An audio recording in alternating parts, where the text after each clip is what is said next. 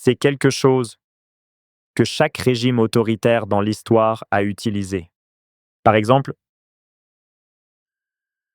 la Russie stalinienne ou l'Allemagne nazie, la Chine maoïste, ils, ils utilisaient toujours le même stratagème. Ils disaient qu'il faut limiter votre liberté d'expression.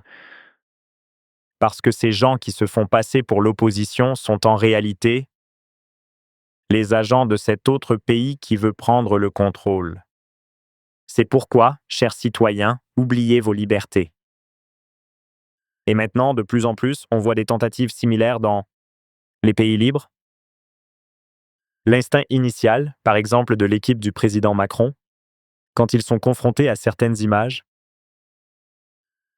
Par exemple, pour les images de sa femme le giflant, ça serait de dire que tout est faux. Qu'il s'agit d'images russes, que c'est quelque chose qui est inexact, quelque chose qui est de la désinformation ou de l'ingérence. Et puis ensuite, lorsqu'ils sont confrontés à plus d'informations, ils doivent affiner le récit. Donc,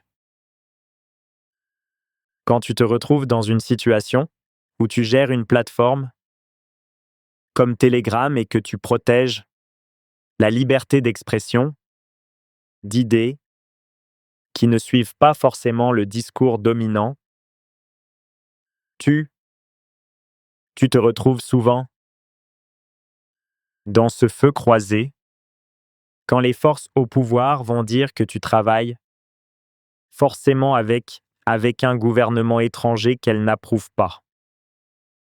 Inévitablement, ils diraient que, eh bien, si tu protèges ces voix, ce n'est pas juste.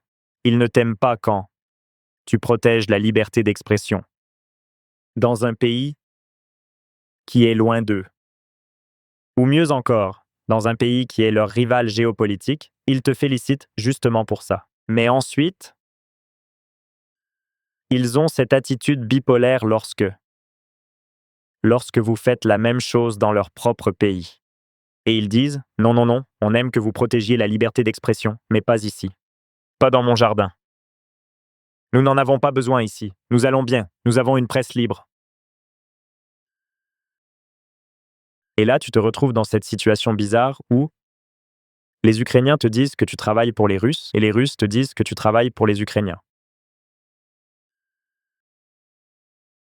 Et toute cette schizophrénie, c'est quelque chose avec lequel on a dû composer pendant un certain temps parce que c'est un moyen très facile de t'attaquer. À un moment donné, tu ne comprends pas d'où ça vient.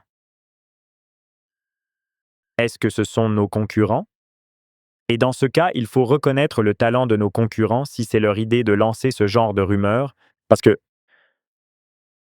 à un certain moment, ils ont dû réaliser qu'ils ne pouvaient pas rivaliser.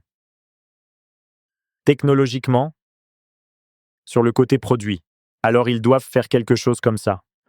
Ou alors, ce sont juste des gouvernements qui lancent ces rumeurs pour essayer de discréditer la plateforme, pour essayer d'effrayer les citoyens pour qu'ils s'en éloignent, car ils comprennent que leur pouvoir